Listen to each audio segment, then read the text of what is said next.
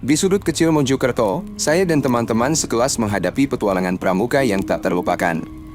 Saat itu, kami diamanahi untuk berkemah di daerah yang belum pernah kami datangi sebelumnya, Wonosalam, Jombang. Sejak awal, aura aneh melingkupi kami, terutama saat kami melangkahkan kaki ke daerah ini yang terkenal dengan duriannya. Ah, ini bakal seru banget, guys. Bisa jadi pengalaman yang beda dari biasanya, seru teman saya, Rizky, sembari bersemangat menyusun tenda bersama kelompoknya. Namun, keanehan mulai terasa ketika kami menjejakkan kaki di tanah Wonosalam. Meskipun bukan seorang indigo, ada teman kami yang langsung merasakan ketidaknyamanan yang sulit diungkapkan. Aneh ya, rasanya nggak kayak tempat biasanya, ucapnya. Kami menyusun tenda dengan semangat, tetapi setiap pasang mata memandang sekelilingnya dengan tatapan ragu. Tanah yang licin dan liat, berbeda dari biasanya, membuat kami merasa tidak seperti di bumi perkemahan pada umumnya. Dan saat itulah, saya merasakan bahwa perjalanan ini tidak akan seperti yang kami bayangkan. Setelah mendapat instruksi dan membangun tenda, kami diberi kesempatan untuk menjelajahi sekitar. Oke, guys, kita harus menjawab pertanyaan ini dengan benar supaya bisa berjelajah lebih awal. Siapa yang tahu jawabannya? Ajak salah satu panitia sembari mengacungkan tangan. Bersama kelompok saya, kami antusias mengangkat tangan berulang kali, tetapi sepertinya nasib berkata lain. Tidak ada yang bisa menjawab dari kelompok ini, tanya panitia dengan tatapan yang cukup mengejutkan. Terdengar gelak tawa kecil dari kelompok lain, dan saya hanya bisa memandang Rizky dengan mata genit. Gak masalah, guys. Yang penting kita tetap enjoy, kan? Ucap Rizky mencoba meredakan kekecewaan di wajah kami. Hari berlalu, dan malam tiba. Suasana berkemah semakin terasa misterius dengan sorotan api unggun yang menyala di tengah gelapnya malam. Asa penasaran dan kegembiraan menyelimuti kami ketika setiap kelompok akan menampilkan karya seni tradisionalnya. Kelompok pertama, silakan, seru panitia dengan penuh semangat. Setiap kelompok menampilkan keunikan mereka, mulai dari tarian tradisional hingga lagu-lagu daerah. Namun, ketika giliran kelompok kami tiba, suasana berubah. Api unggun menyala dengan cahaya yang menyilaukan, dan lagu-lagu Jawa yang dinyanyikan membuat bulu kuduk kami merinding. Tiba-tiba, dari kerumunan siswa yang menonton, terdengar suara jeritan yang memecah hening malam. Seisi lapangan berkemah menjadi kacau, dan kami bergegas menjauh dari sumber suara tersebut. Ada apa, sih? Tanya Rizky dengan wajah khawatir. Seketika, terungkaplah kejadian yang mengguncangkan hati kami. Ada siswa yang kesurupan, dan tanpa aba-aba, kejadian tersebut disusul oleh siswa-siswa lainnya. Sementara beberapa dari kami berusaha menenangkan yang kesurupan dengan membacakan ayat-ayat suci, kepanikan melanda. Kita harus tenang. Bacakan doa, seru Rizky, dan kami berusaha bersama-sama menghadapi kejadian yang tak terduga ini. Tetapi, di tengah kekacauan itu, terdengar suara bisikan-bisikan yang membuat bulu kuduk kami merinding. Apa yang terjadi di tempat ini? Bisik seorang teman, dan mata kami berpandangan mencari jawaban yang tak kunjung terungkap.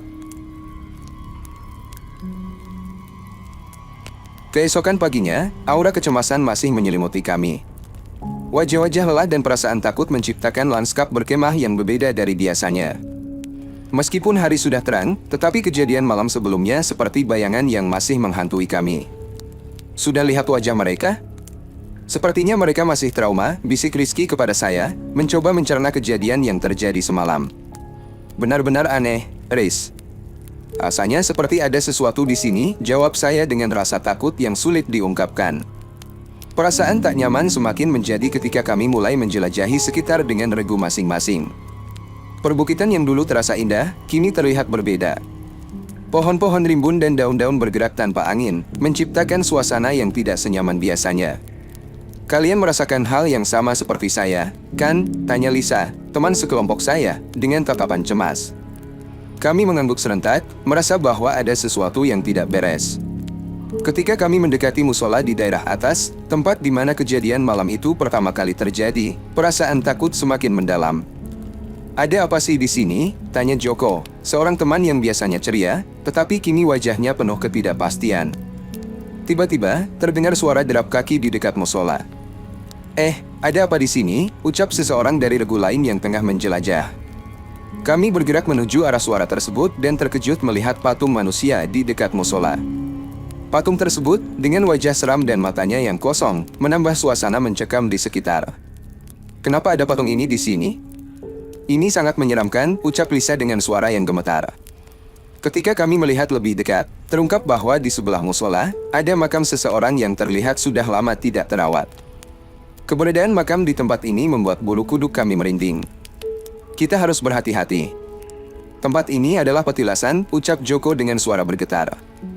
Tentu saja, keberadaan patung dan makam di tempat ini menjelaskan mengapa suasana di Wonosalam terasa begitu tidak biasa. Tetapi pertanyaan besar masih menggantung, mengapa petilasan ini dibiarkan begitu saja di sebuah tempat berkemah? Sore itu, saat matahari berada di puncaknya, kami mencoba mencari jawaban. Ternyata, di tempat tersebut pernah berdiri musola yang kini tampak usang dan tidak terurus.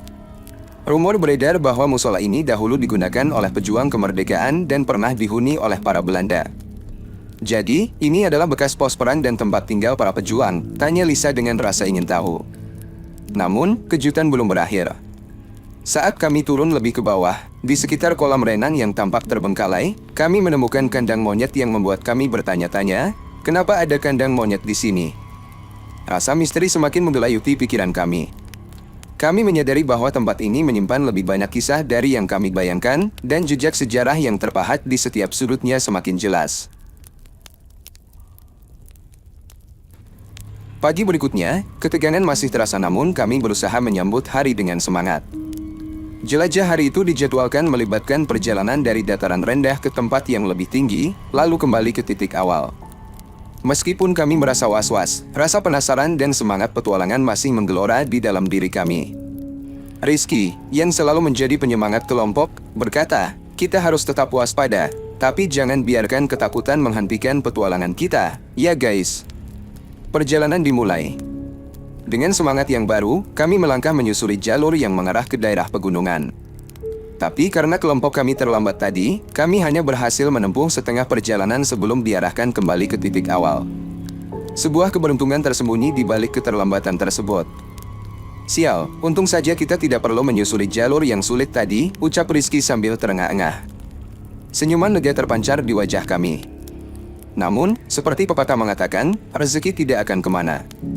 Saat kami berbincang dengan kelompok-kelompok lain yang sudah menjalani jelajah, terungkaplah beberapa peristiwa misterius yang terjadi di sepanjang jalur yang seharusnya kami tempuh. Kalian tidak tahu betapa menyeramkannya di sana. Ada sungai dan hutan lebat. Beberapa teman mengalami hal aneh, seperti mendengar suara-suara tak terjelaskan dan melihat bayangan-bayangan yang bergerak di kegelapan, ungkap salah satu siswa dari kelompok lain. Sebuah desakan ketidaknyamanan melanda kami, tapi ketertarikan dan keingintahuan membuat kami terus maju. Apa yang terjadi di sana? Tanya Joko, wajahnya penuh ketidakpastian. Beberapa orang ada yang memetik dedaunan sembarangan, meludah, bahkan berbicara kasar. Dan itu membawa kita pada kenyataan bahwa ini bukan sekadar bumi perkemahan, ini adalah petilasan, ungkap seorang siswa lainnya. Kami berpikir tentang pengalaman malam sebelumnya dan semua yang telah kami temui. Tiba-tiba, seorang siswa dari kelompok lain berkata dengan wajah serius, kami menemukan sesuatu yang mengejutkan. Di sekitar musola atas, ada makam seseorang. Kita tidak bisa mengabaikan bahwa ini adalah tempat yang syarat dengan sejarah dan energi spiritual. Perasaan tegang kembali menggelayuti kami. Kami merasa seolah berada di persimpangan antara dunia nyata dan dunia gaib. Meskipun demikian, perjalanan pulang belum tuntas. Hingga sore hari, kami bertukar cerita dengan kelompok-kelompok lainnya, menyingkap lebih banyak misteri yang melibatkan tempat ini. Kemarin malam, setelah kalian kembali, ada yang melihat bayangan-bayangan di sekitar musola bawah. Dan kabarnya, ada yang melihat sesuatu di sana, kata salah satu siswa dari kelompok lain dengan mata yang penuh ketakutan.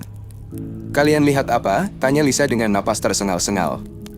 Saya tidak tahu pasti. Saya hanya melihat sesuatu bergerak di kegelapan, seperti sosok yang tidak jelas. Kami tidak bisa menjelaskan lebih lanjut, tapi yang pasti, tempat ini memiliki energi yang kuat, jawab siswa tersebut dengan nada serius. Hari itu, jelajah yang seharusnya menjadi petualangan biasa-biasa saja berubah menjadi pengalaman yang menghantui. Misteri dan keanehan tempat ini semakin terkuat, dan kami merasa seakan terperangkap di antara dunia yang nyata dan dunia yang tidak terlihat. Mungkin petualangan ini belum berakhir, dan mungkin pula Wonosalam menyimpan rahasia yang lebih dalam dari yang kami duga. Malam tiba dengan perasaan campur aduk di hati kami. Kami duduk bersama di depan tenda, mencoba mencerna semua yang telah kami alami. Puncak kegelapan malam, ditambah dengan suara-suara alam yang semakin terdengar mistis, membuat atmosfer semakin mencekam. Rizky bersuara, mungkin kita harus mencari jawaban lebih lanjut. Apa yang sebenarnya terjadi di tempat ini? Iya, tapi kita harus hati-hati. Sepertinya ada sesuatu yang tidak terlihat tapi bisa dirasakan di sini, tambah Lisa dengan penuh pertimbangan. Keputusan untuk melakukan eksplorasi malam itu pun diambil.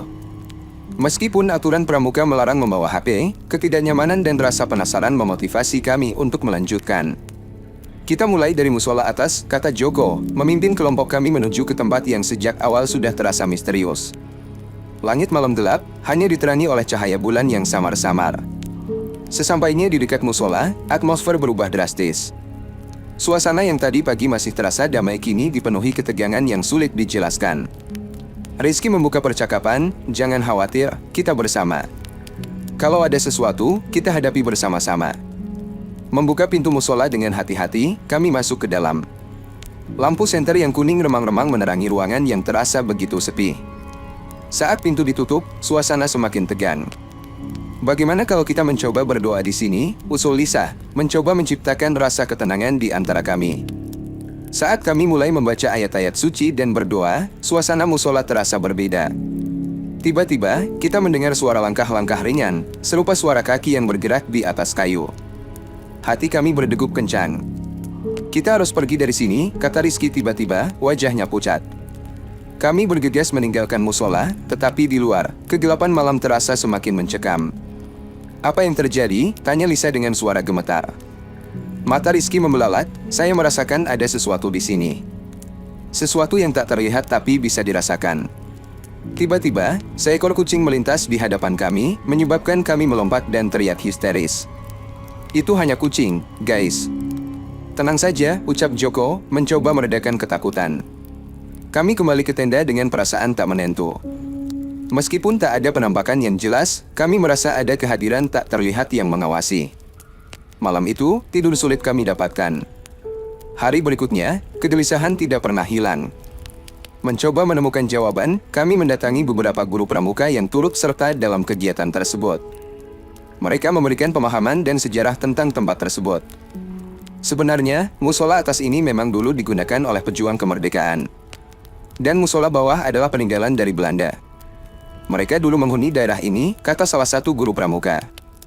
Dikatakan bahwa beberapa pejuang dan orang Belanda yang meninggal di sini dimakamkan di sekitar musola atas. Ini menjelaskan mengapa tempat ini memiliki aura yang kuat dan energi spiritual yang tinggi, tambah guru pramuka lainnya. Kami terdiam, merenungkan segala sesuatu yang telah terjadi. Pada akhirnya, kami menyadari bahwa Wonosalam bukan hanya bumi perkemahan biasa. Tempat ini adalah saksi bisu dari sejarah yang menyimpan banyak cerita, baik yang terlihat maupun yang tak terlihat. Hikmah dari semua ini adalah penghargaan terhadap sejarah dan spiritualitas tempat-tempat tertentu.